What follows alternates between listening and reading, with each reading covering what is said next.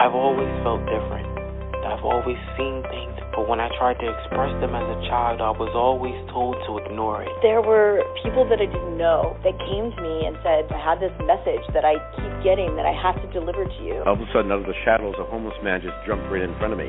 And he said, I'm a soul just like you. I love it. I wanted to understand the universe and who and what we are and what are we doing here. Well, we're all part of this amazing soul wave tapping into each other. This was a major life changer. You are a light. You have helped me a ton. Thank you. You've given me the courage to live more from my soul. Millions of people are awakening. So wake up with Michele Meiche. Be pleased to hear the best-selling authors and experts in the fields of cutting-edge self-help, personal growth, metaphysics, and spirituality. The soul path of awakening. Understand what living awake is. Woohoo! Hello, everyone. Hey, great to connect. Great to see everyone here getting in the chat. Oh, how's everyone doing? We're getting in a flow here. Getting in a flow. Gang, we have coming on later Daniel Fiverson. Really excited to have him on. We also have that 1010 portal energy happening. We are in a gateway portal of light. We'll be talking about that as well.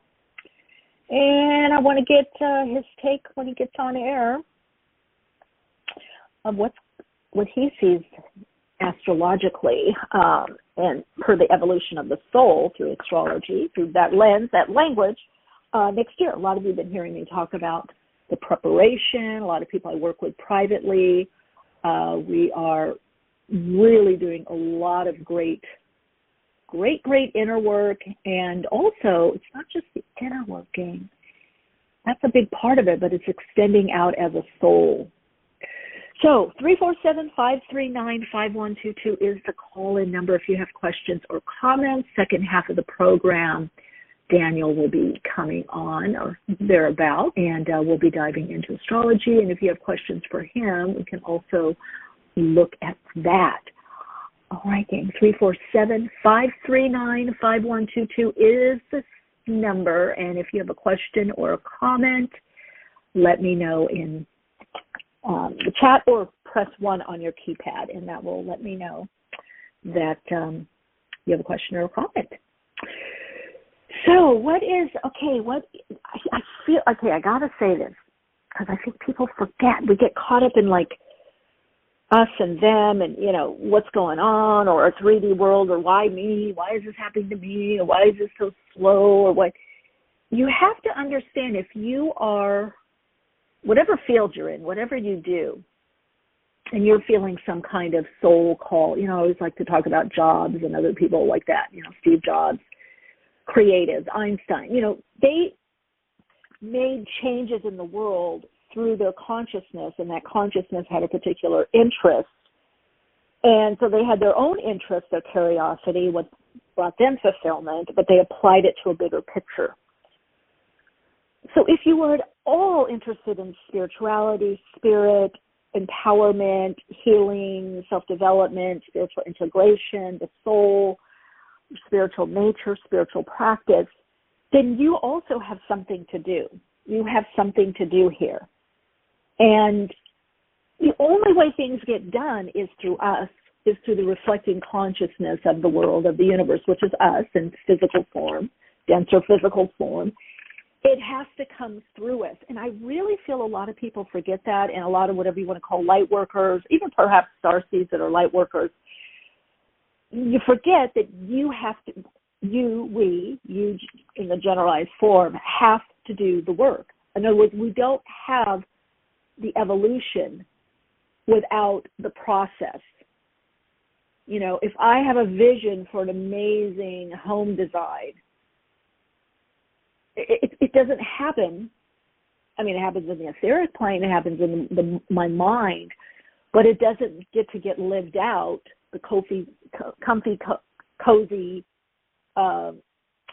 cushions and pillows and sofas and whatever until I get the designer or whatever. I'm the designer. I get the architect or whatever, or if the framers come in, the people that all that. Guys, we got to do the grunt work. I I think that's what people forget. That's what I want to really kind of drive home today. And also, a lot of people I see putting kind of the proverbial, my mom used to always say this, cart before the horse, is too many people are focusing on the result of what they want instead of why do you want it. In other words, what is the payoff? What is the result financially, or followers or subscribers, or I want to write a book. They're focusing on the outlets.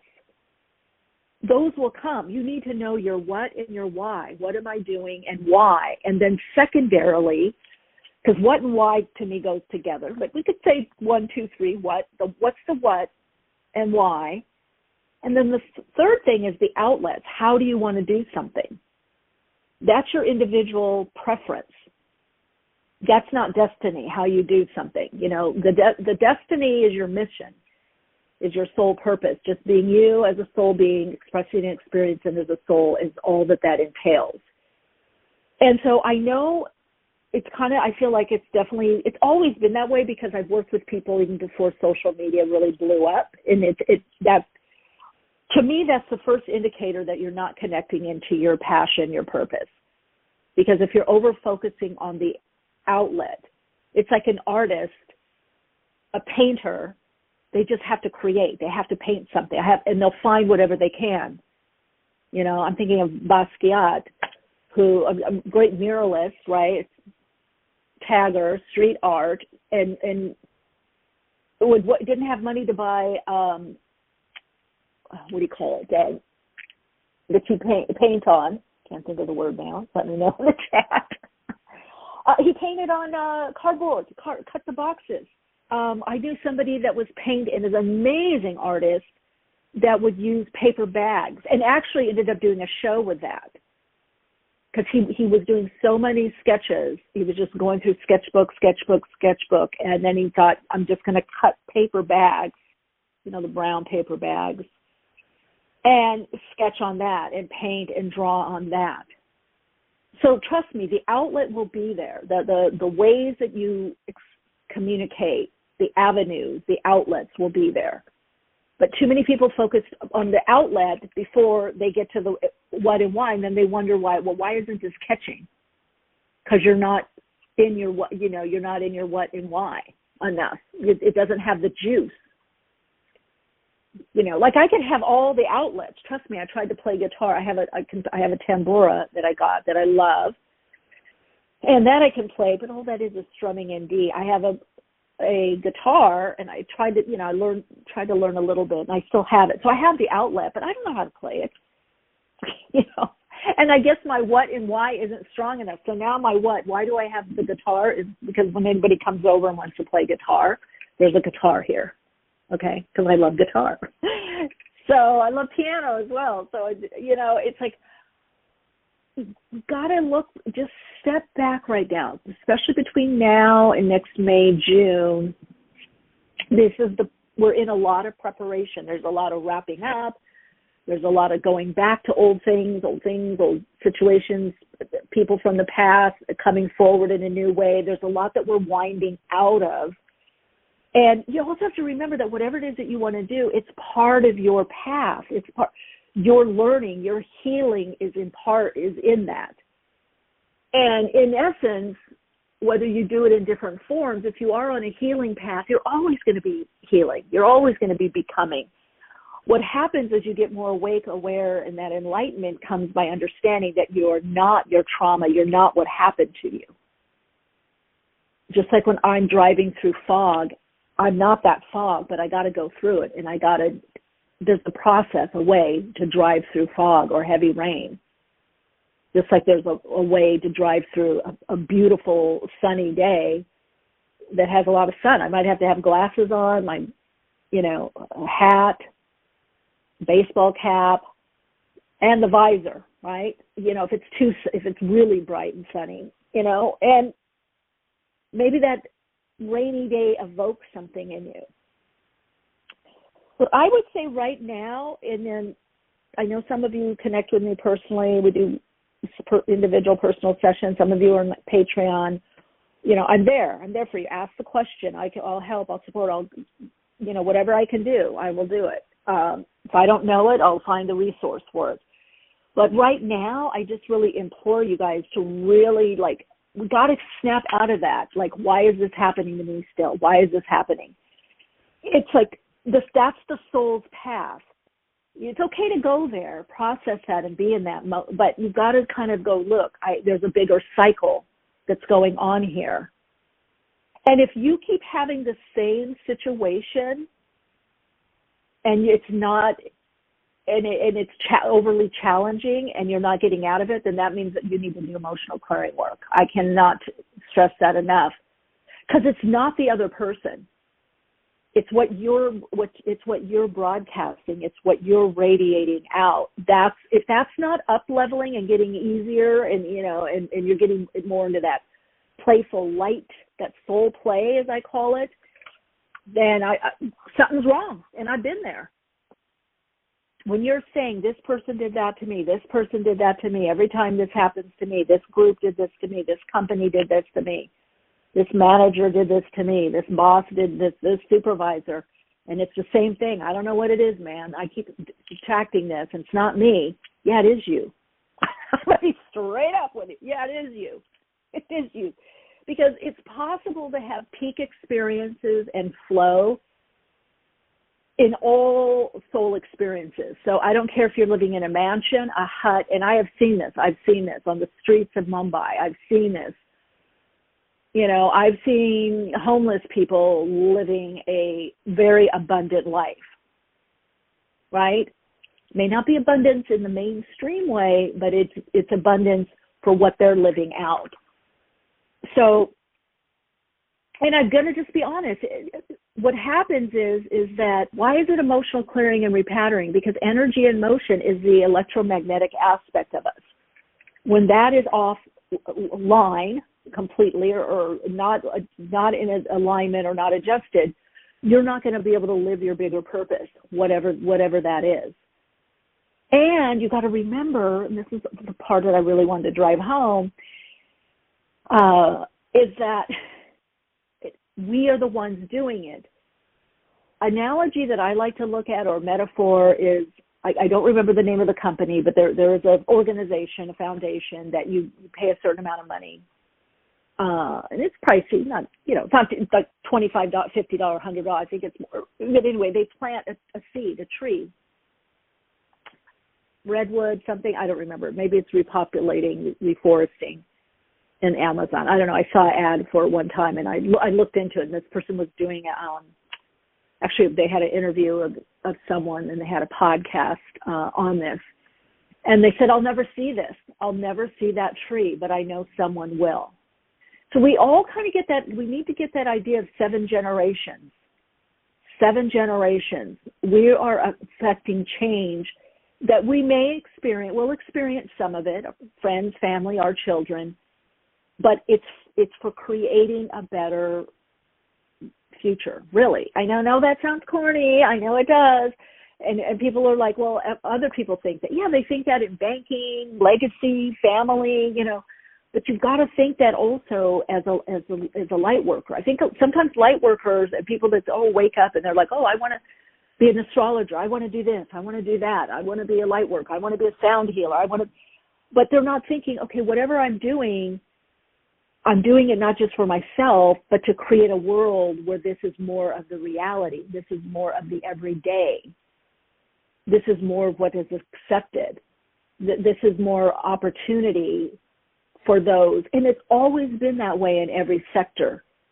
So that's a big push in the great gathering that's starting next year. It started a little bit, but really next year, May, June on, where people are more coming together with their gifts. Think of a big bazaar or conference, or a big, thinking like Renaissance fair, people coming together with their wares, coming from all over the lands, connecting with what you have to offer, what you have to share. How do you want to help? How do you want to support? How do you want to be supported? How do you want to be helped?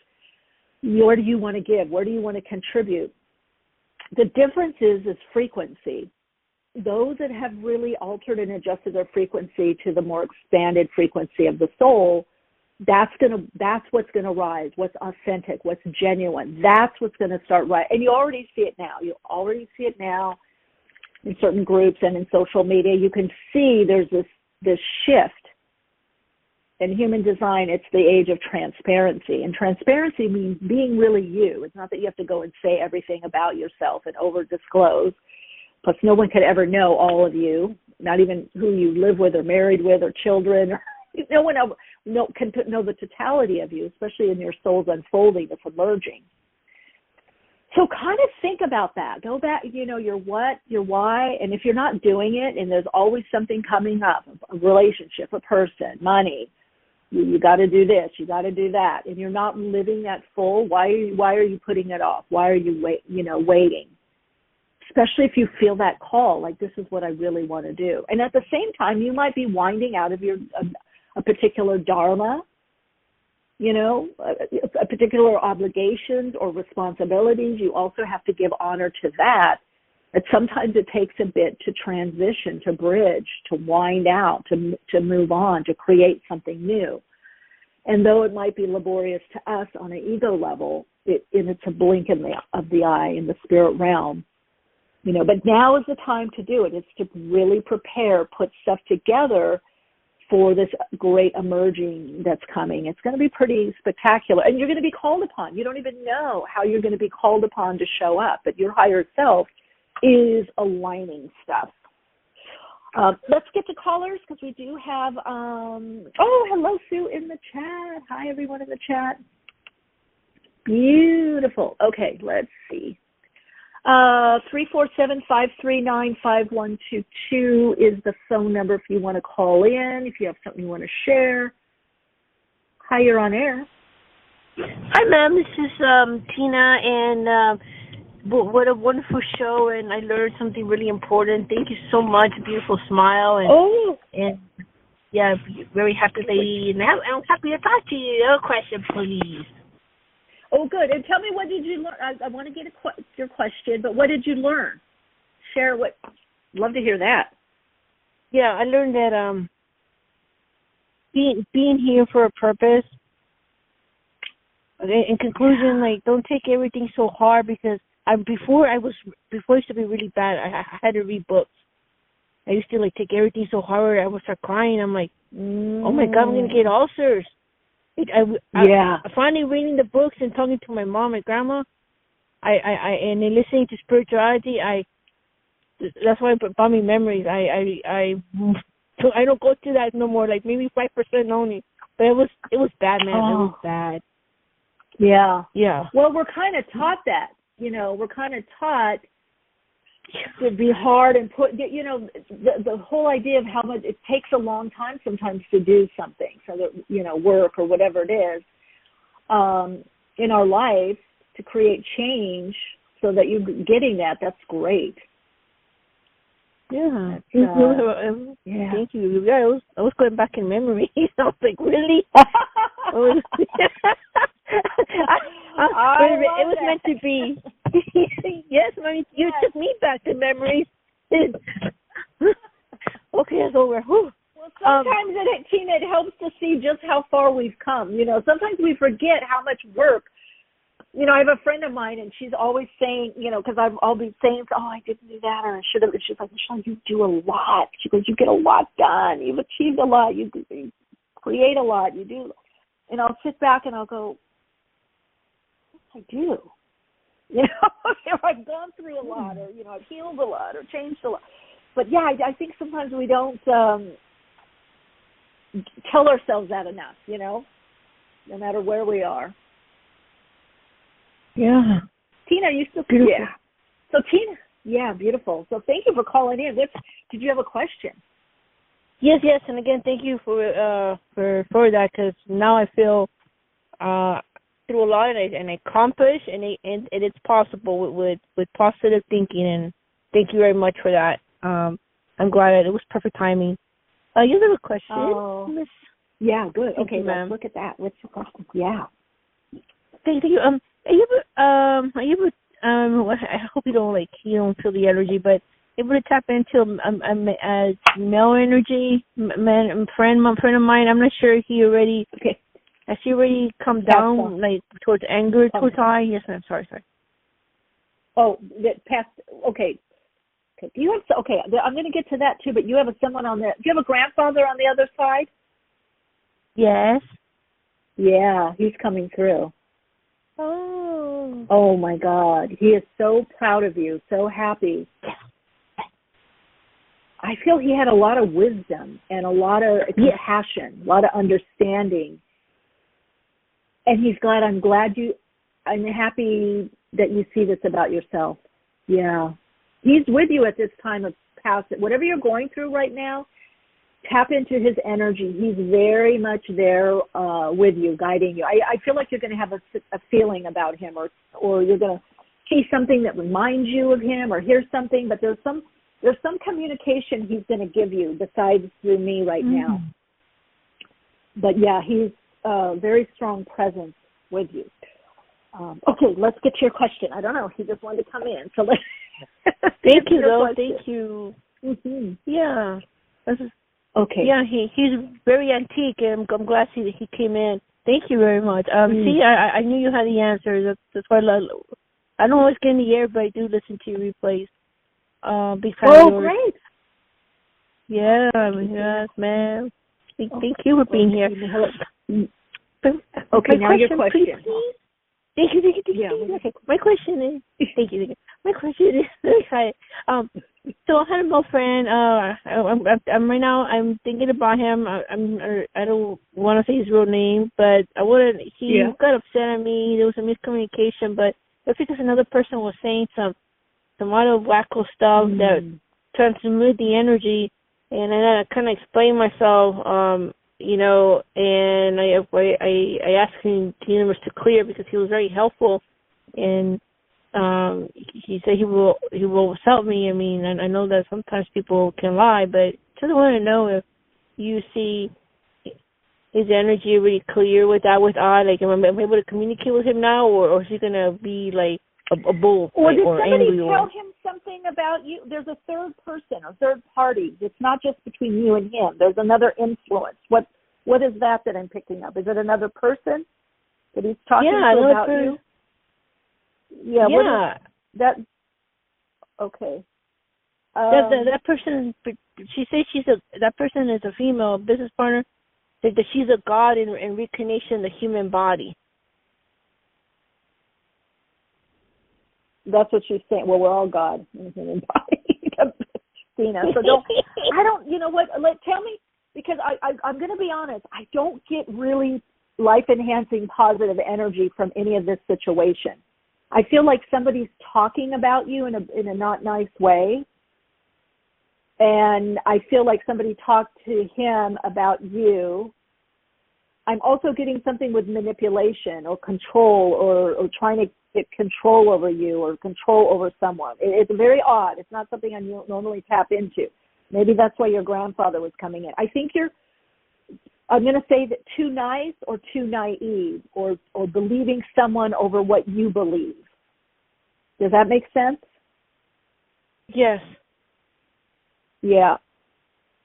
So I want to say I think that you might be being protected by your very own higher self by not engaging with this person and their group or whatever it is that they've got going on. Do they want money from you? Well, he never asked me for money, but then he asked me because he helped me with the project, but he's my friend, so I'm confused because he helped me with very difficult life challenges in my life. Okay, is it the girl then? Somebody doesn't have good intentions. The female's been stopped by the... Mm-hmm. Go ahead. Okay, because I also get something with money, or money is involved, or they wanting something. So he helped you, that. Yes. Yes, he helped me. Communication. Okay, yes, and you had a miscommunication, and he hasn't asked for anything. No, and he hasn't asked me, but I know the female wants money all the time from everybody. Like, that's who I'm picking up with the money then, because somebody's asking for money and they're going to try to get some money. I don't know what the connection is with him, but I'm getting them talking about you, and it's showing asking for money, or she should pay money for this, or you should get money for this. It's very unclear. It's almost something I'd need to do in a private session probably, but just from what I'm picking up, I don't know what his connection is to her, because she seems to influence him. And right? Yes. Business partner, they do business a lot together. Okay. And let me just ask what's the... Go ahead. Go ahead. No. You asked me because he always was able to manipulate that energy to keep her away from him helping me. And I know I said something to him that I shouldn't have, but I at that time was really, really sick. I hadn't ate for 7 months, really barely anything. I don't know. Okay. I don't know really what I said, but I apologized to him. Did you ask him? He would not say. He just said, he told me you hurt my feelings. And I said, well, anyway, to make story short, I hope he has calmed down, and because he has the same energy as a ancestor as I that was met through his grandfather, my grandfather, not this grandfather, another grandfather. That's why my grandfather came in. That's interesting. Yeah. That's interesting. There's a lot of ancestral energy. But let me ask you, do you remember what you said to him that he didn't like, that hurt his feelings? I think I saw a picture of him with makeup, and I said that I don't remember the story, but I think it was something to do with the picture, because I said that's okay. Go ahead and say it. We all say something that we regret. But just tell me, what did you say? What did you say? He looked like a mannequin, and he was law enforcement, and I told him, did you not care about your friends that you were stuff that you did, and now I know she put that on you to do some form of. I'm not being ugly, but I think he took it wrong. I remember just that conversation. I think it started from there. Yeah, I got it. I know this person has helped you. I just don't get clear, clean energy. It may be that you're winding out. I would say text or write an email if you really want to, really sorry, hope we can get back on track with our friendship, and just leave it. And then see and do your own inner work and healing on this, and see where you're guided to, because sometimes it happens. To me, if we do wind out of different relationships, we grow, we shift, we change, we have a new focus in the life. I got to tell you, psychically, and I don't know much because you're only telling me very little, there's something very strange or odd or something off with that connection between him and her and money, something about money. And I don't know, sometimes people ensnare people in ways that's beyond money, that, power, control, I don't know, but it seems very odd, and maybe he needs some time to cool down or think, but I really get that he's being influenced by her. And to me, that's very middle school. I was never, I can just say, I don't care how old I was, no one ever influenced me. I never bullied anyone, and no one ever influenced me, don't like that person because I don't like them, or this or that or that or this. So that to me is very emotionally immature. But he's being influenced by her. So I don't know what to tell you, because it's not, you may talk again. I don't know if it'll ever be the same. But she may want money from you, or tell him you should get money for helping her. You should get money for doing this. Or why are you doing this for free? I don't know. They're entangled. It's a very odd entanglement. That's all I can tell you. It's not clean and clear. Yeah. He was being influenced. Maybe he talked to her and she said, I wouldn't talk to her or call her back or something. I don't know. But all you can do is say your feelings, your thoughts, apologize if you want that connection. And then I ask the best approach. It just says kind of go with the flow. It's not saying, it's kind of saying say your piece and let it go. and then you're going to have to just see how it unfolds. That's all I can get from you, because I don't feel it's that he's necessarily just mad. I feel like their connection is holding it in place, you know, is holding the cutting off in place. It's not allowing it to take a natural course.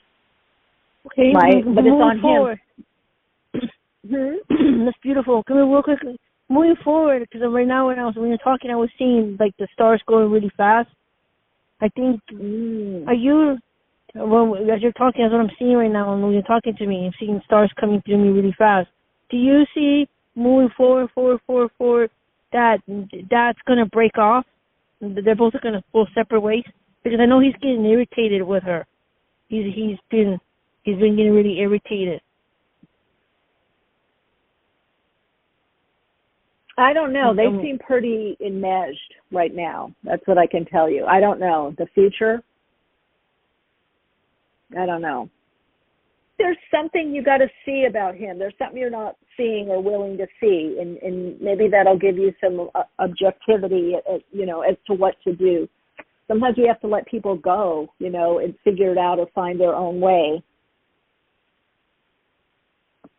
He's allowing her to influence. So yeah, that's all I can say.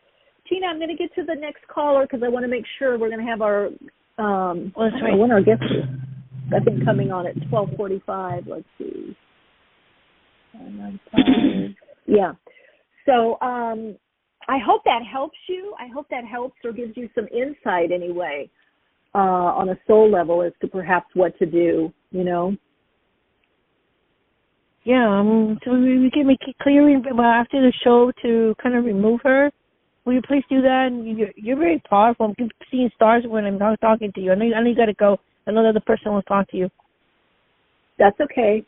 Well, remove what? Well, I don't want to get in the middle of it because there's a lot of stuff. I am a curandera bruja. I can do stuff. But I learned a long time ago, I don't want to get in the middle of this. It has to play out. It's not as clear cut as what you are thinking or saying. There's a lot of other stuff going on here in this situation. So, you know, and some kind of learning lesson for him and for you, you know. I hope it's yes. Huh? I'm gonna go, but I hope it's not. I hope it's not negative towards I. Like him and her trying to do something bad to me.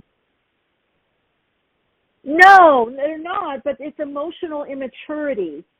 You know, when somebody says you shouldn't do this, or they should pay you for this, or you did that for free, and they said that, you know, or I don't know why you hang out with them. You know, I had a friend. I had a friend years ago. Actually, we're still friends, but they had somebody do something quite, I don't know, kind of icky. I don't know how to say it. It wasn't horrible, but it wasn't. They were complaining about them. They didn't want to be around them. But then, come to find out, they end up becoming friends with them. Now, I wouldn't have done that, but they chose that. I said my piece, you know, like after all they did, and now you're friends, and they're like, yeah, not close friends, but we're friends. I let it go. I didn't say, well, you shouldn't hang out with them. I just let it go because they made a decision. They have this relationship with this person, and for whatever reason, it's advantageous on both sides. I let it go. But this person, what I'm trying to say, he's letting himself be influenced. And I don't see them doing anything negative to you. I just think it's very, you know, there's a triangulation there, if you want to look at it psychologically, where somebody gets in the middle of somebody else's friendship. But in order for there to be a triangulation, you see what I'm saying? The person has to allow it. He's got to get the cojones to not allow that. He's got to, you know. So he's got to not allow that, or he's got to say, "Hey, I'm upset with you, or I'm angry with you." To you, Tina, I'm upset. I'm angry with you. You hurt my feelings, and it's taking me a while to lick my wounds, to heal. You know. Oh, got it. He's wounded. Okay, I know he's. Huh? No, go ahead. Okay. Go ahead. Could you do the knot prayer to untangle? And I know you know how to, because right now they show me a rope around you. You are entangling, and your grandfather will help you do that. But you have to be willing to give them space. And that's what I would say to you is after this call or after the show, if you're listening, or you can start it right now, it's just taking a breath in, breathing, crown chakra. And then all you need to do is you breathe out. You just need to feel the space, your aura, and allow your aura to expand. Got it. Just feel it, picture it, imagine it's just the aura expanding. Now you're going to feel their presence outside you, and you're going to just see them in their own bubble of light, see them in their own light, their own aura, and give yourself some space. So you're going to expand your aura, your circle of light, and then you're going to move theirs and his, because it shouldn't have been enmeshed anyway.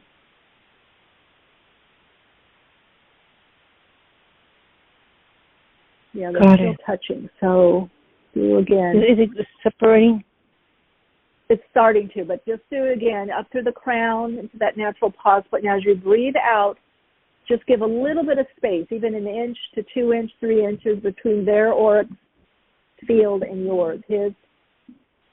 Or there you go. Right there, you've got space. Good. Now, what I want you to do is today, I want you to do something really good for yourself. Fun, interesting, light, something that brings in an uplifting energy for you. I know it's this podcast as well, but something else that you do for you. It could be a little snack. It could be something you eat. It could be seeing a flower, being in nature, preferably watching something fun. Preferably you can do it outside of the house. You can get out and get some kind of just an upliftment. That's spiritual energy, and that's going to help you keep a little bit of that space astrally, because through the etheric to the astral. All right, I just saw take care, okay? You just know what? Real quick, and then I saw I saw the devil coming in and taking her, like saying, I don't want the energy messing with. No. I don't believe in the devil. There's no devil. That's like a fiction of the mind. Okay. The devil is lived, spelled backwards. There's nobody getting. All you did was expand your aura. That's it. All right, sweetie. You take good care. Shine bright. Thank you. Bye. Hello. You're on there. Yes. Hi. My name is Patricia. Hi, Patricia. What's your question? Yes, my question is housing. Currently, I'm living in Albuquerque, New Mexico. Briefly, applied for housing and on several housing lists, but nothing. And of course, I'm still just way back. I started doing house sitting through a company, and nice. Yeah, but the thing is, there are always gaps in between. Yeah. And I'm right, I've been applying to jobs, all jobs. I'm not getting them on site here and even remote. But my question is, I've been in a house. I did a couple of sits for this couple. And basically it's just, I'm appreciative of it, the housing. But I've got to find, do you see, and I'm doing all that I can to, apply to work. And with this house sitting, there's pet sitting connected with it. And I've got my cards made up. Do you see me with housing? I don't think I'm going to get on with these, HUD or that sort of thing. I just think I'm just supposed to house it until I make another move or decision, which I have agree. that. I think you're going to know. I think there's more stability coming in. Right now, it shows more house sitting, moving around. feels like March, there's something more stability. Let's see, March, we're going to get. Yeah. There might be, go ahead, there might be a move with it. Sagittarius time, end of November into December, you're in another place, maybe even a little bit longer. Are some of these like a month to 2 months stay? Well, they can range. They can be short term, like a weekend, because I'm about to go on a sit that starts tomorrow till Sunday. Okay. They can be 2 weeks, 3 weeks. 2 weeks. 3 weeks even? Okay. Because I feel like a longer stay place is coming in. Yeah. But I feel more go ahead. Mm-hmm. Yeah. Because with this couple here, it's the husband that's really getting on my nerves. And he's been helpful, but also he does actions. And it's like, look, I pretty much stay out of their way. On my computer. So anyway. What do you want me to do? I'm not Houdini. You know what? See, this is the thing, and I know it shows in the astrology, and we're all getting a little. There's some interesting aspects about relationships right now that's up. Where do we compromise without compromising our truth and reality? Where do we have to basically suck it up? I hate to say it. Because right now there's a dynamic shifting in regards to relationships, and a lot of people are even losing relationships or winding out from them, or they're realizing, oh my God, I haven't seen that person in a year or months, or I'm not because the resonance is changing due to what's meeting. So I feel you're in a situation where there's not much you can say right now. You have to be very diplomatic. Yes. Will you be there for long term? No, I don't feel that. But part of what I feel is happening with you is the change that's coming in for you is what do I really want and what do I really want to create? You're through this whole process, you're getting very clear. I do see you in a place. I don't know if I'd call it a house. It may be more of a duplex or something like that, or a condo, or I feel like apartment type thing. But I do see a garden. And I do see you spending a lot of time outside or with that garden. There's something about you're going to simplify. It's going to be much more manageable, but you are going to be in a place where I feel like you can have a sigh of relief. You can relax. You can rest. It's going to be it's going to be much more stable. That stability is coming in, and it will be through a place. I'm not sure it's where you are now. It feels like there could be a bigger move around it. Maybe it is one of these housing places where it opens up. It may not be in the current area, I feel. But yeah, it's coming. So I know sometimes people can be difficult. They can be very, trying. And especially in that situation where you're moving from place to place or you're in someone else's place. So I would say do what you can to nurture you, to kind of have your renewal place or reset your routine, someplace you can go, an activity, renew, reset, and just know this too shall pass. You're not going to be there, I don't feel, that much longer anyway. So, right. And then the stabilization I'm seeing comes next year. Right, yeah, because I have to create some other sources of income for myself. And then, but that's, like I said, I'm constantly applying to jobs and I prefer remote, because I've been, the in-person, it's ageism, I know that. And so it's like, okay, it is what it is. But it's like with the remote. I think you'll get it, but I feel right now, the cycle with you right now isn't very stable. It's kind of being flexible. It's kind of up and down. So the stabilization seems to start around March, April, and then I would say into like Gemini time. I'm getting things much more evening out for you, stabilizing out, and you're going to have a nice, routine. It's going to be simple. starting simple. I don't know, like hearing that it's small, it's simple, but it's workable, it's working, it's doing, where you can just kind of relax your nervous system. That's the next step, getting in a place where you can relax your nervous system. All right, Patricia, you take good care. Keep us posted. Big hug. Bye. Thank you. Hi, you're on air. Hello, Michelle. It's Sue McCarthy. Hey, Sue. Hey, Sue. Hello. Hello. I just wanted to talk. Let you know I've landed.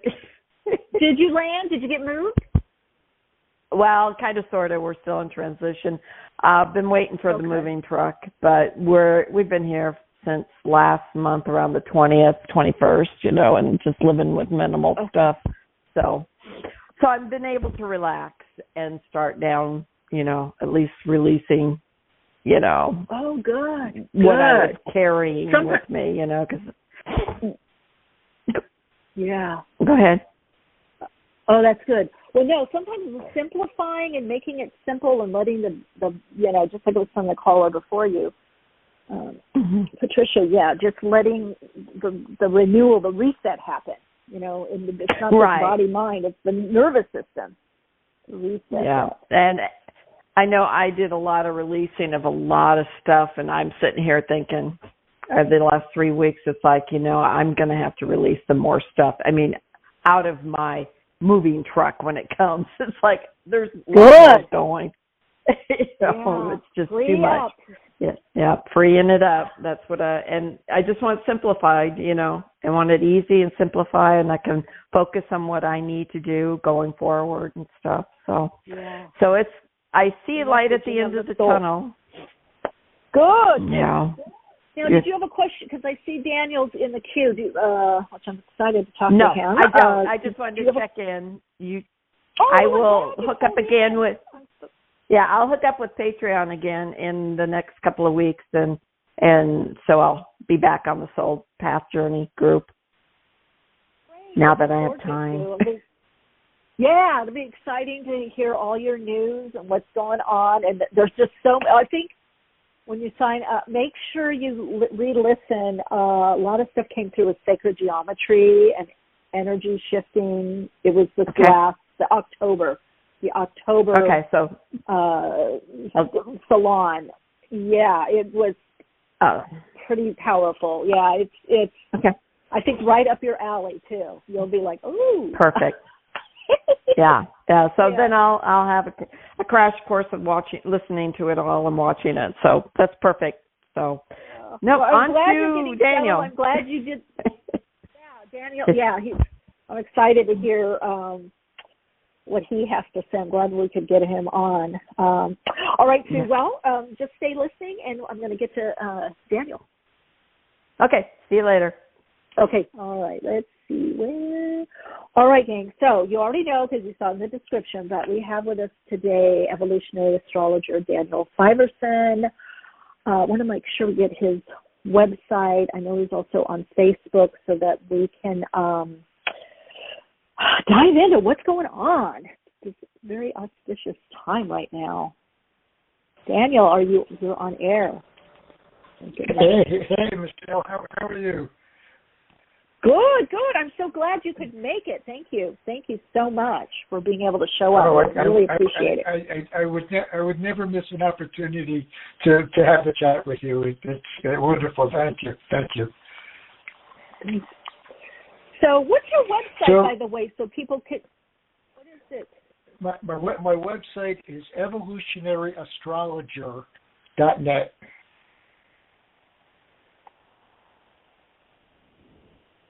Astrologer, .net, okay. Right, and my email address is Daniel at that address. Okay. All right, let's put it in the chat. Evolutionary Astrologer. So, I want to get, anything you want to share, definitely. But I do want to talk about, because I've been getting so much information, definitely want to talk about Pluto is going into Aquarius. I think, was it the 20th of November? 17th? Pluto goes into, November 17th. November 17th, that's what it is. I can remember if it was the 17th or the 20th, but that's those 2 days. And then what's happening? It's like this major prep for May, June of next year. It seems like there's a lot of energy shifting, a lot going on, a lot of up down, a lot of chaos, a lot of stuff happening in the world. But I also see a lot of people really emerging, a lot of abundance. I'm seeing a lot of people coming out, like if the soul is really starting to come out for people, making different decisions. I'm wondering what you're seeing in that. Anything you want to share, but Pluto going into Aquarius, what's the ramifications? Because we've been hanging at that critical 29 degrees. I think everybody's been feeling that. And then kind of what are we preparing for next year? Well, it's across the board. We're seeing the good, the bad, the good, the bad, and the ugly. But it really all needs to be exposed, whatever it is. We need the good because we need the role models. We need the bad just to see what we're doing in our own expression that we need to work on, and then the ugly, well, unfortunately, that comes along with the rest of it. But it's a cosmic rodeo. Okay, so I like that. So some of it is for us to see. Daniel, can you turn your mic up or your volume up so a little bit more, if possible? Well, I'm on my phone. I've got it pretty much as loud as I can do it. Okay, that's better. Maybe just more towards the phone or mic or something. Anyway, well, it'll work. I think it evens out. So I love that. So because I do hear a lot of people saying, "Oh, I'm revisiting this," or "I'm going through this again," or a lot of relationship issues. Oh, this person did this, that person, or my husband, my wife, my significant, are on my nerves. This is happening. It looks like we're kind of seeing where other people are falling short, or we're falling short, or where people disappointing, letting us down. And also this people holding us back, or they're not getting they're not moving forward. There seems to be a lot with this kind of, what do I need to change? Where am I messing up, or where is somebody else messing up?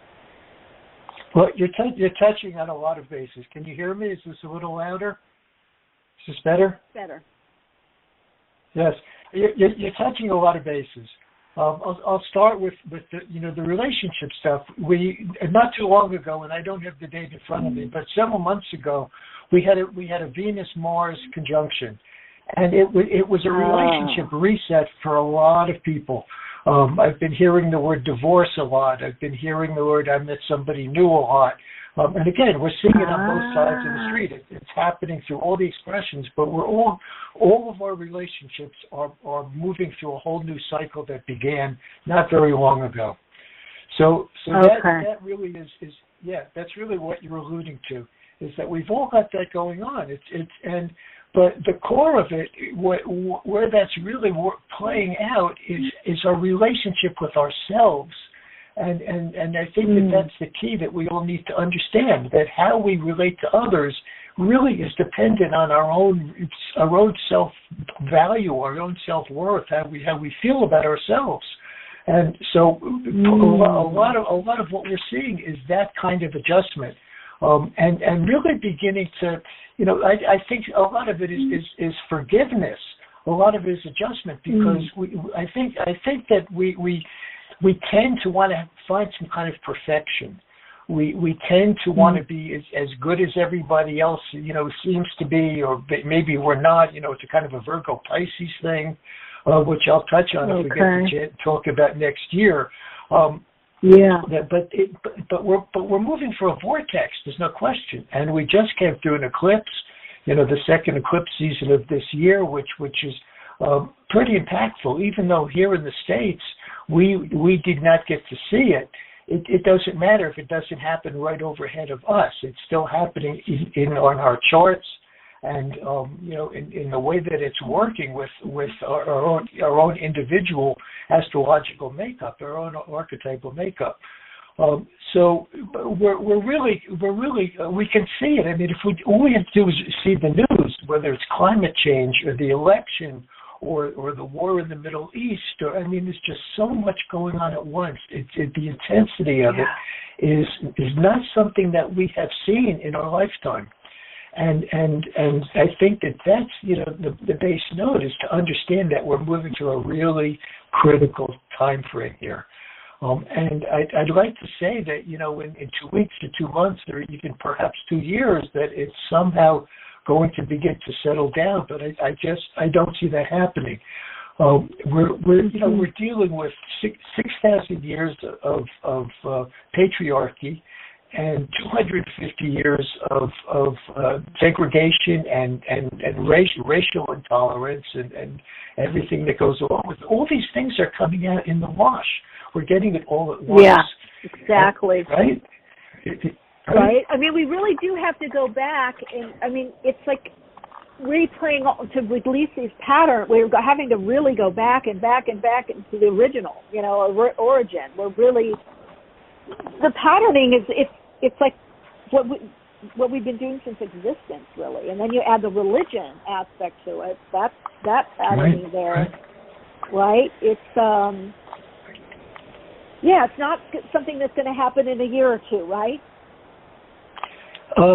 Well, it's unfolding across, I think, a broader time frame. First of all, we have to understand that at this time of the year, the end part of the year, the last 6 months, all the outer planets are going retrograde. They only station and retrograde once a year. It's not like Mercury or Venus or Mars, which we see more frequently. Certainly Mercury, which is 3 times a year. All this outer planet energy, which is really the deepest source of what's going on in the sky, is all revisiting past experiences and past choices and all the things from the past. It's all coming up for us to recognize and work with again. So I think that's a very big part of this. And the past is like it goes way back. It goes back further than even we are all aware of in some cases. So these are definitely momentous times. We were born to live in interesting times. There's no question about it. Yeah, I like that it's revisiting, because there has been a lot of revisiting. Even people from the past, key time frames seem to be coming up. Like people from the past, certain parts of your past that had a key, maybe focus or learning lesson, that seems to come back around. It's like whatever comes back around seems to have some kind of theme, I've noticed. Mm-hmm. What's the theme that you're seeing? What are the themes that you're seeing? Well, I think it's the theme. I think the theme is different for different people, and it probably shows in the chart. I'll give myself as an example. I noticed the other day, and this has happened 3 or 4 times. Some people I knew, I still know them, but they live in actually Thailand. But I knew them when I was traveling a lot. Every now and then I see them every few years. I think the last time that has been a lot longer, maybe 10 years or something. But what's funny is I'm always walking in one direction. A couple of times I was on the beach with my dog, walking along the beach, going one direction. They're going the opposite, and we meet in the middle. Mm-hmm. Mm-hmm. And I always have my sweatpants. I had, like, the one time we're walking, and the wife said, "Oh, I like those sweatpants," and it's really cute. And she didn't recognize me, and I said, "Beth?" And she said, "Michele?" And I said, "Yes." But they try. So I look at that and I go, "Okay, I bump into them when I'm going through big change, some kind of expansion." Maybe a move or moving around or traveling or something like that, because they do all that, and they kind of represent a certain time period. And interesting enough, outside of them, we have mutual friends that we didn't know that we had across the globe also. So yeah, I look for that in cycles, like, okay, what is that representing for me? What am I going through when I see that person or think of that person or that situation. Metaphysically, the law. What I'm seeing is a lot of what we call one of the universal law is the law of return. That things that you're meant to experience might be on a different level. I always use the example of like maybe somebody, let's say in their teens or 20s, maybe early 30s, wanted to be a musician, or be in a rock band, and maybe they went a certain path and they didn't become that rock band, in that band. Maybe they didn't follow through on that. Maybe they became an accountant, the proverbial example. But they always loved their music, and they stayed playing music, and maybe they, produced music or whatever. They have a home studio. And then years later it can come back around, in a different way. Maybe they're not going to be in a rock band touring, but they're playing for a charity, or they're playing, they're doing local touring or something, or they decide to do SoundCloud and put their music out. I'm seeing a lot of that. I don't know what that would be in the astrology of it, but I'm seeing a lot of this return. Hey, it's coming back around again. Do you want to do it? You're describing my own life because that. Yeah. Okay, tell me. Yeah, back in the 1970s, when my son was born, was when I first started to study astrology.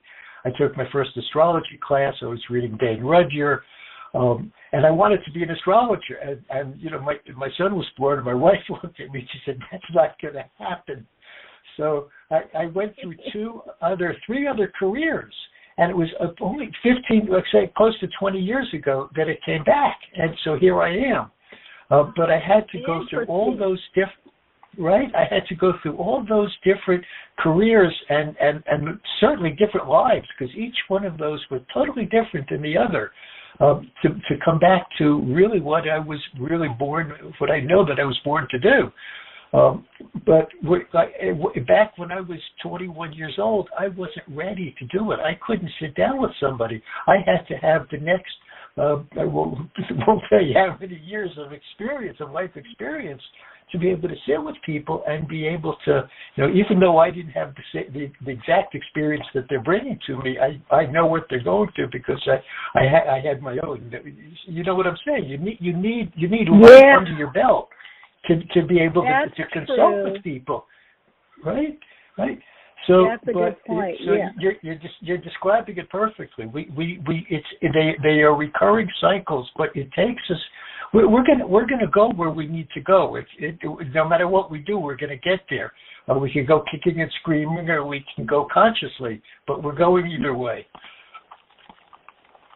Yeah. So it kind of keeps. And I'm thinking, of course, I always call those destiny issues, because some things obviously don't come back around, but it can come back in a different way, and it's like, okay, now, and sometimes, like in your example, sometimes we're pulled out of something because the timing is off. It's like that's not the most, but it comes back around if it's really part of our soul and we really want to do it. It's part of our blueprinting. Yeah, but I'm seeing a lot of that right now, where people are getting a lot of second and third chances, and maybe fourth and fifth and sixth. I don't know, but it's definitely coming back around, and people have to make some kind of decision. Now, I don't know if that's the Pluto, but it is some kind of decision and commitment. Are you going to do this? Do you want to do this? I think that's Mars and Venus. I think that's Mars and Venus. Okay. Our choices and our values and our priorities, they change over time. What was important to us 10 years ago all of a sudden doesn't matter anymore. Yeah. That's funny. It doesn't matter. That's true. Right. Yeah. At some point, it's like, are you going to do this? Well, we all move along a spectrum timeline of becoming more conscious. And obviously, it doesn't happen just in one lifetime either. It happens over many lifetimes. But when we're a kid, we, for the most part, we want what the other kids have. We want to be like everybody else. But we go through life and we get those things, we achieve them, And we recognized, no, I don't feel any better about myself. I'm not. I don't really get the return from it that I expected. So we grow away from it. We don't care so much about, whether we have I don't want to use any trademarks, but we don't care if we have a Tesla. We don't care if we live in a multi-million-dollar house. It's no longer important to us. It's what kind of person we are, and it's what we're doing with our lives that makes us feel good. It's not what we have, but we have to have all those things, and in some cases lose them in order to understand that. Mm-hmm. Right? Yeah, and timing also kind of comes into all of this. With the timing. Sometimes the timing isn't, right, or there's an update or an upgrade that's coming that we can't see. And sometimes I feel also, especially nowadays, a use of technology, something that we don't have. I would say that for myself, there's some things that I've been doing project-wise that, I was telling one of my friends and collaborator, we do a lot of creative collabs, and I was like, I should have started this. Again, the beginning of the Pluto and Cap, I should have done this back then. I knew this. I had this. Why didn't I do it then? Because I was so busy with other stuff. And she's like, well, Michele, the apps weren't invented then for you to do that. And I'm thinking, yeah, that's true. I can do. There's certain things I can do a lot more of because of the app that I don't have the skill set without an app to do. Right. So there's that too. That kind of. Right, there's a balance. There's always a happy medium somewhere.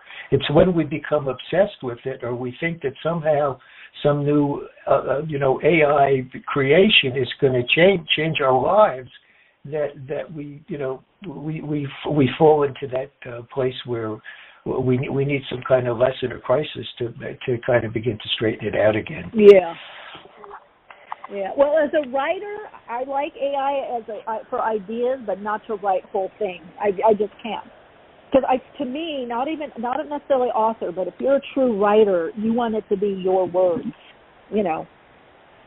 Right. At least for the most part, 95% or something. You take. It's all about your expression of something.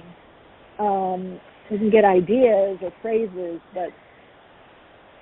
I think that that flow of the idea, your idea, or what you're tapping into universally or cosmically or whatever, God conscious or whatever that's tapping in. You want it to be you. That's like a major impulse, I would say. Right. So it's kind of interesting. From my own experience, I'm a writer. And speaker, and years ago, going back about 10 years, when I started to write some of the things I was publishing on Amazon, I didn't have an editor, and when I would go back and look at them, I would, at a later date, I'd realize, well, this could have been organized better. I could have said that a little differently, and then, wow, I can't believe all these spelling errors and punctuation errors, which I just didn't catch. And I found Grammarly. I don't know if you're familiar with Grammarly. Oh, and yeah, Grammarly doesn't. Yeah. So now as I write, Grammarly kind of looks at what I'm writing and first of all corrects all the spelling, which is absolutely huge. Grammarly's worth the price of what you pay for it just for that. But it'll show me a different way of saying something. And sometimes I want to say it that way, and sometimes I don't. But at least it's like it's talking to me as an editor. I just wrote an article which is coming out in OPA. OPA is the Organization of Professional Astrologers, and they publish a magazine, a journal at the equinoxes. It's actually 4 times a year, and I just wrote an article about Eris and the U.S. election. And I actually had a professional editor with me, and we worked together on it.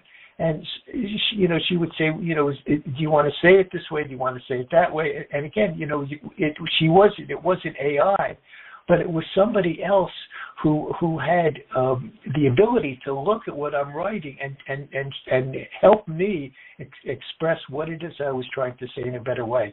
And I didn't have to take all of her suggestions, but most of them I did, because she was smarter than me. But this is what it is. We have to recognize that we can't necessarily go it alone.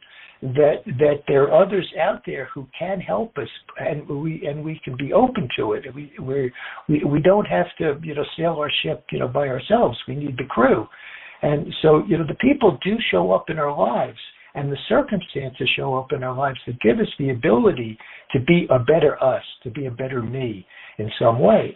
But are we open to it, and are we looking for it, and are we ready for it when it shows up? I think is one of the questions we have to ask ourselves. Yeah, you have to be ready. And in your point with like the writing also, when you're in the writer mode, you're writing, you're not being an editor. There's a different mode, right, in editing. So if you have that grammar, that can help, or any other form of AI. It's like, because you're in that writer mode, you're not editing. You're not. That cuts off that's a different flow, creative flow. Right. Absolutely. Yeah, when you're writing, I think it's stream of consciousness. Or it is for me anyway. I'm kind of hearing and feeling what it is I want to say, but then when I go back and I reread it, I recognize that I could have said it differently. I could have organized it a little differently. But we don't always see that for ourselves, because we have our own vision and what we wrote. It's always good to get a second opinion and get somebody to look at it and say, well, and especially somebody who was trained to do something like that, to be able to help us out. And I think that this extrapolates globally to what's happening in the world, Michele. The circumstances that we're encountering, Helene in Florida, it's horrible. Climate change is the elephant in the room. We're all focused on the election and maybe the war in the Middle East, or some other thing that's going on. But climate change is something that really affects every single person on the planet. It's not political. It has nothing to do with anything that's an opinion or a belief. It's real. It's happening. Mm-hmm. It's the weather. We can't argue with the weather. It's right or wrong. It is. It just is. Mm-hmm. So it's really. I think we have to begin to understand that it's time to wake up. It's time to recognize that we can't necessarily just, charge forward the way that we've been going for, whether it's millennium or centuries, it doesn't matter. We're dealing with issues that are as old as humanity itself, and we're moving through a time frame when they're all coming up to be dealt with, and we have no choice. We're going to have to deal with it. And it's not everybody's excited about it. Yeah. What are you seeing with the shift in the Pluto moves into early degrees of Aquarius, the initiation there? 29. First of all, 29 degrees is a really, really intense degree. Because as a planet moves through, it's in Capricorn, and it keeps going, over that same point because it moves so slowly. It can't cross that threshold into Aquarius, to that 0 degrees, until all of the issues that are still hanging fire in Capricorn are resolved. And so that's why it gets so intense when it gets to the end of that degree. It wants so hard to move forward, but it can't because it's still right. It's still stuck, and it's coming. Pluto's going to have a whole new lifestyle. Is the only way to look at it. Aquarius is community. Aquarius is idealism. But Aquarius is also rebellion. Aquarius and Uranus, which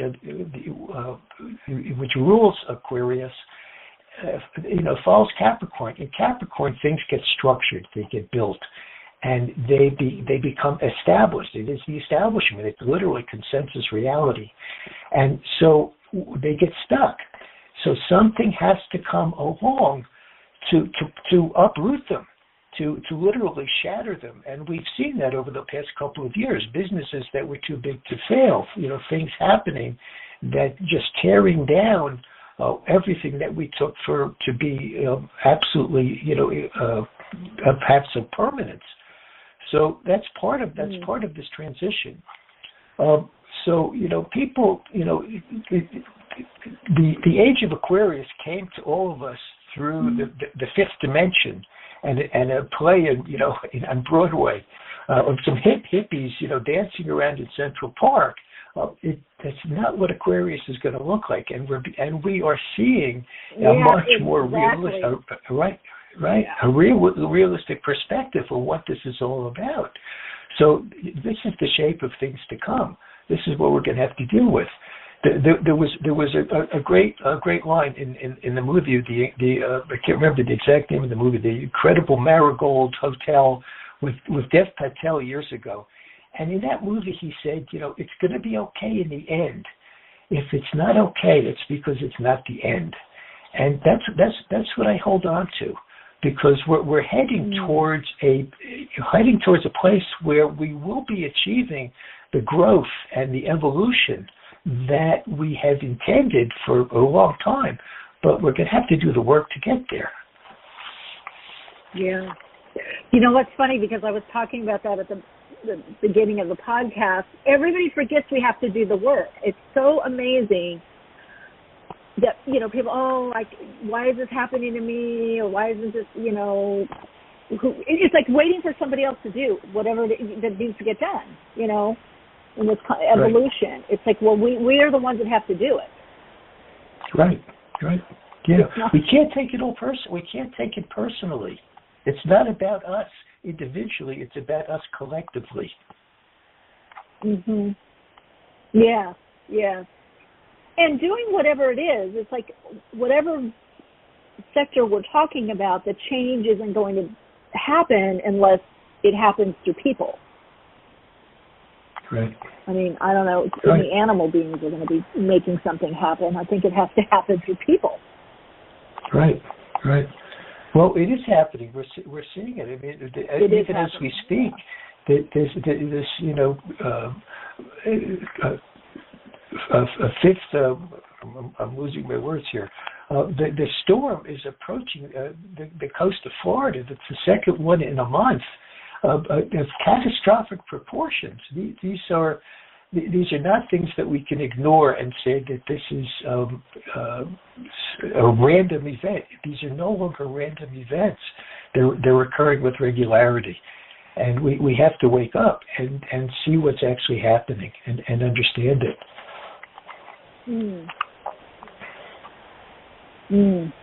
Yeah, that's the big wake up, I guess. Right. Yeah, it is. It's to wake us up. Mm-hmm. And that's it. That's the wake up. That's the way. And I have to admit, I mean, it is scary. There's some scary things that are really on the menu here. So it's not easy to approach them, right? We want to keep them all at arm's length, but we're not allowed to. We can't. They're going to happen. What's happening in the Middle East, the ramifications of it are, just biblical.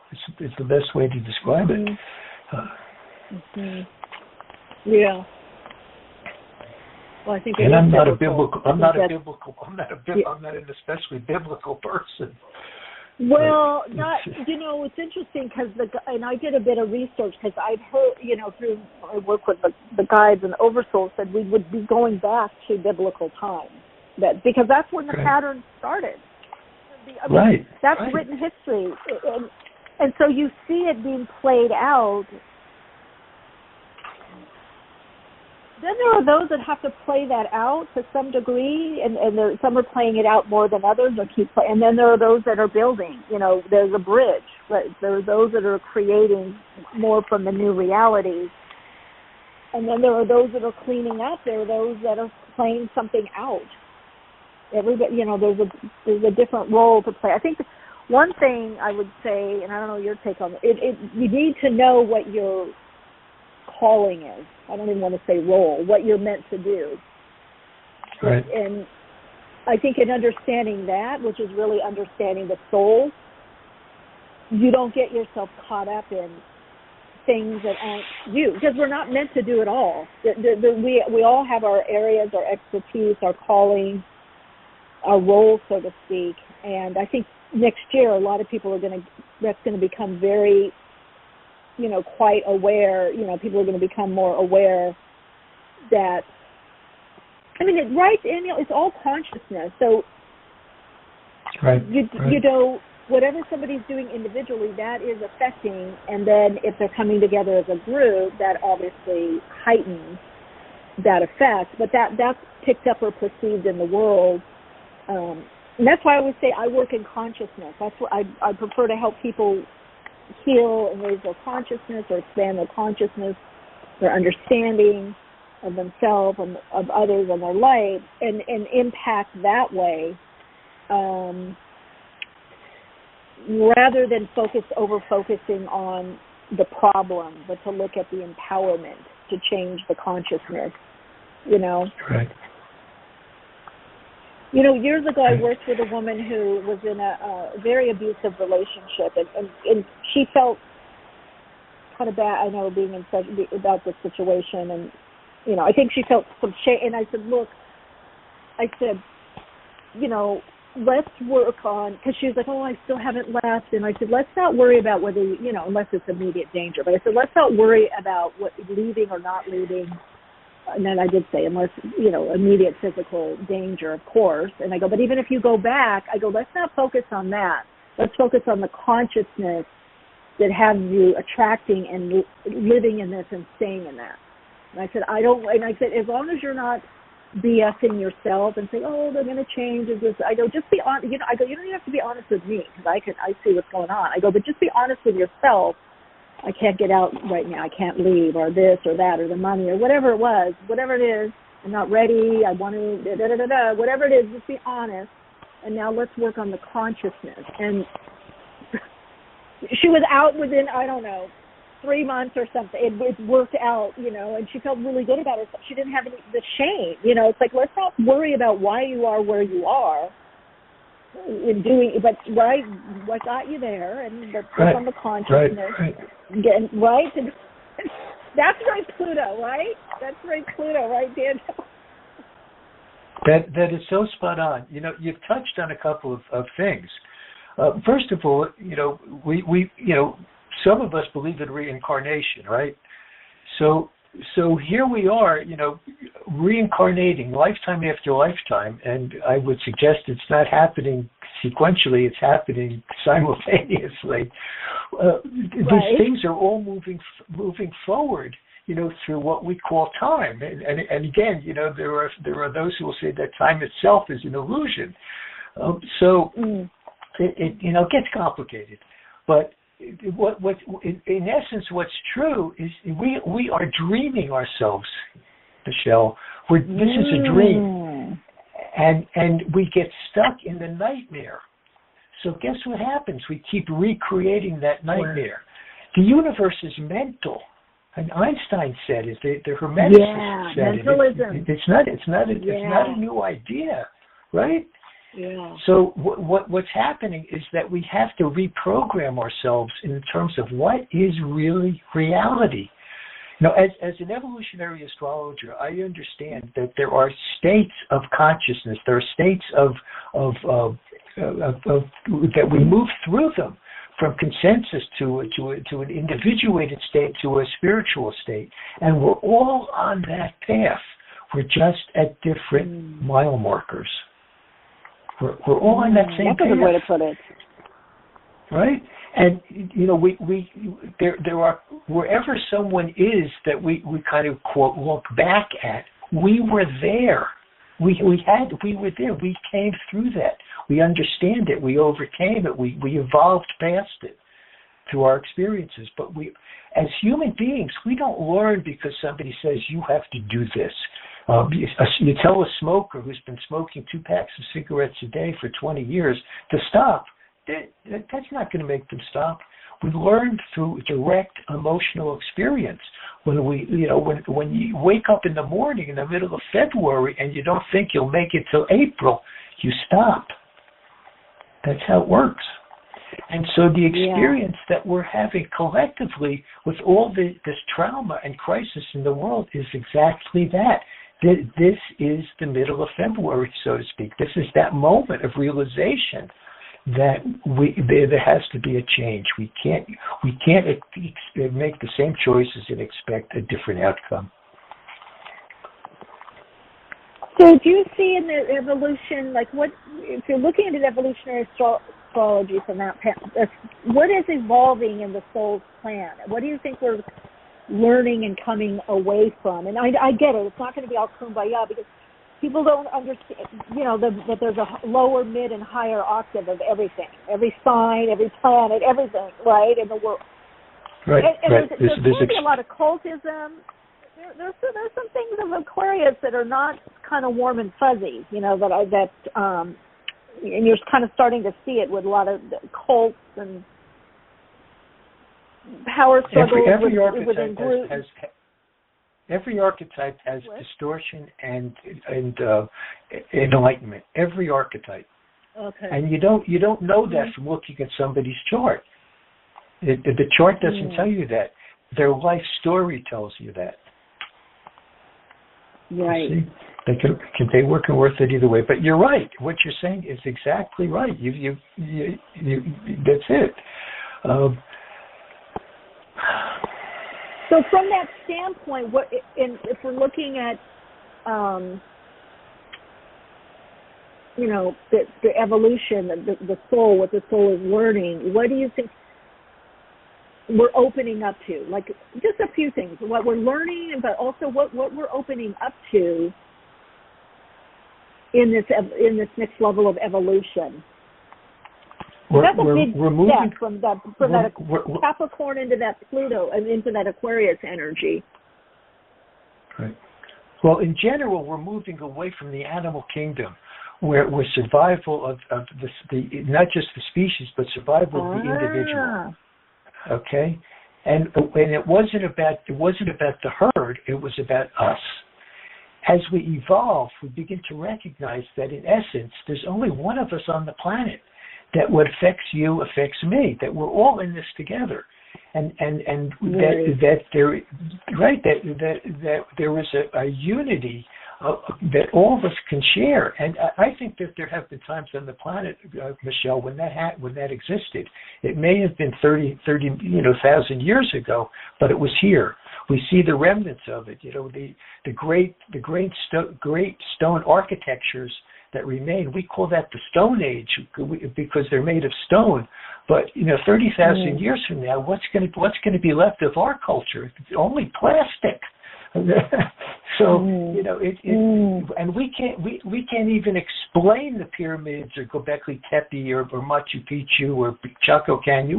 We look at it and we're in awe. We have no idea how they did it. We can't because we don't want to understand that they were more conscious than us. We refuse to accept it because that's our ego.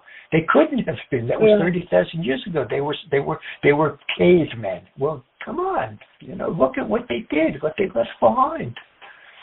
Mhm. Yeah. I mean, I know there's so much coming up about that, and more of these quote unquote ruins being found, and really bringing into account, these different levels, really different levels of awareness, consciousness, and ways of living. In some ways, it's circular, and then other maybe it's a spiral because some ways it's circular, and then some ways, right? Yes. On that spiral, we're hitting different points. Some higher Yeah, that's kind of really it's a 27,000 year cycle. It's a 27,000 year cycle, and in the last couple of 100 years we have turned the corner. We're coming back. It's the yugas. It's Indian Hindu philosophy, and it's the cycle of the yugas, and we're coming back to it. We're coming back to it. Yeah. But we're not there yet. We're just not there yet. No. That's the thing we have to remember. We're not there yet.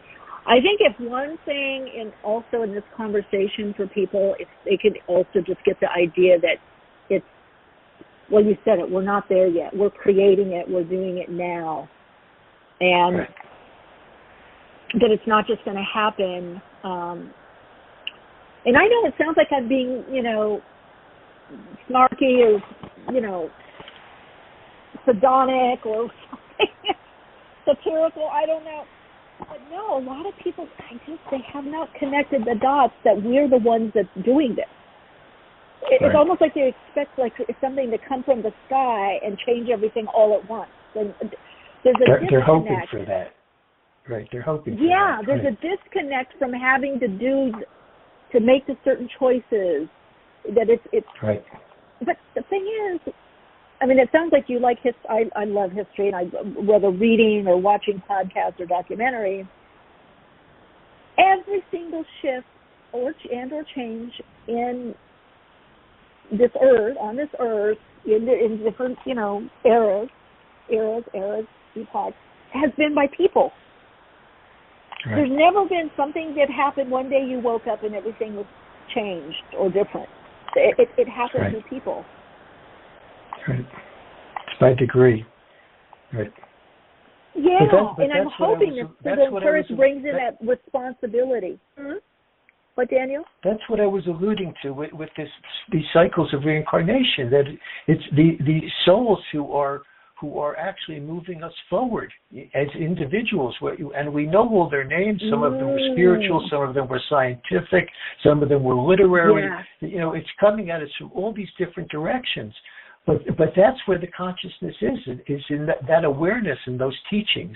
And there are lots of teachings, and we are saturated with them right now. This is an amazing time in history because of all the teaching that is available to us. And we haven't even had a chance to get to it, but that's what Uranus is. Uranus is tearing down what's gotten outdated and too old.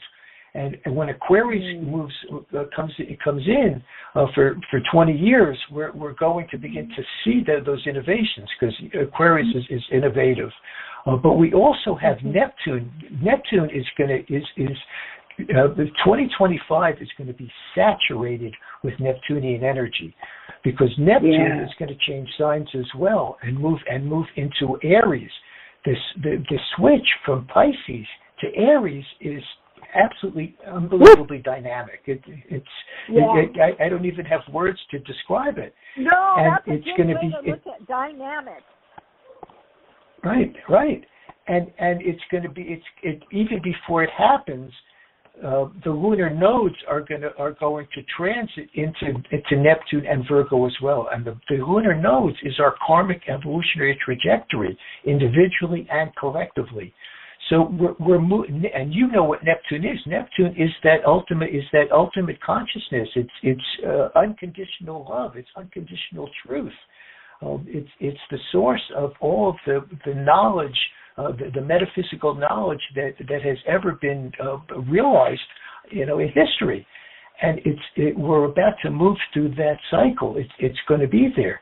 But Neptune is also betrayal. Neptune is also a sense of feeling lost. It's right. It's illusions. It's the savior and the martyr. It's a huge dichotomy. It's prisons. All kinds of things that loom in terms of current events that we're looking at. But it's phenomenal.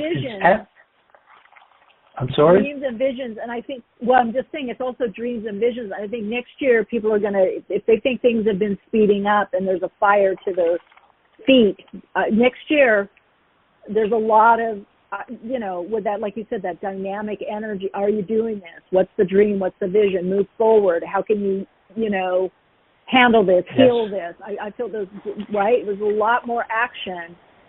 We've been lollygagging a little bit here, but I think 2025 that begins to change. And it less indecision, indecisive. People are going to have to make choices. You're really going to have to make some harder, bigger decisions. Yes. Yes. So true. Oh, Daniel, we are winding out of time here. So till next time, I really have enjoyed our conversation. I can't wait to have you back on again and share more. And dive more into Uranus. I like what you were saying. So I want to pick up the conversation. We'll see where it leads next time, but especially with Uranus, some of what you were stating, I didn't realize. That's a whole new approach, a whole new way of looking at Uranus. Yeah. All right. So people can connect with you, evolutionaryastrologer.net. Is that where your article, are you going to have that article that you're typing for creating? The director of publication has had COVID for the past 2 weeks, so the publication's been delayed a little bit. But as soon as it hits the stands, I will definitely have it in all my media. I'm also going to post a YouTube about it. So yes, it'll be out there. Yes. Oh, great. Okay, perfect. All right. Well, have a beautiful rest of your day, and thanks for being here and sharing your insights. So appreciate it. Thank you, Michelle. It's always a joy for me. Thank you. Yeah, you too. Take care. Bye. Bye. Ooh, some good stuff to sink our mind into. That was great. I took some notes back. I want to get it also to the mental realm, what he was talking about, because I think that ties in with mentalism. We've been focusing on that at Patreon. Mental realm, mentalism, Uranus. So many notes. Also, you guys, especially if you're part of the Awakenings chat on Instagram, if you subscribe, follow, whatever, follow me on Instagram, and then send me an email or something, or I think there might be a link. I can send a link so you can keep ahead of things. If you have any questions for our guests, or especially, Daniel, if some things percolated, or you can email me, or Awakenings Podcast. You can email me there, awakeningspodcast@gmail.com. And let me know if you have any questions, obviously topic suggestions, all of that. But if you have any further questions, because from our conversation here today with Daniel, I have some now further questions for him. So let me know in the chat. Let me know in comments, YouTube comments. I look at those a lot, Instagram comments. So you can even just put it, hey, heard the podcast, have this question. Answer it or get it answered or bring it up to the next time that we have a particular guest on. All right, gang, lots of love and light to you. Have a beautiful rest of your day, morning, afternoon, moment of your soul unfolding. I will see you next week. Love and light.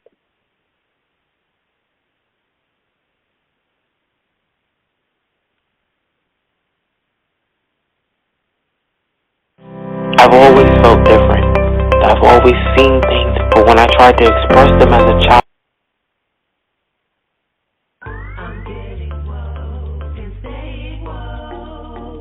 Awakenings broadcasts every Wednesday, 12 p.m. Pacific Time. Archive shows available on iTunes. For continued awakened conversations and insights, join the Awakenings group on Facebook. And check out Michelle's blog at soulplayground.com. And keep awake.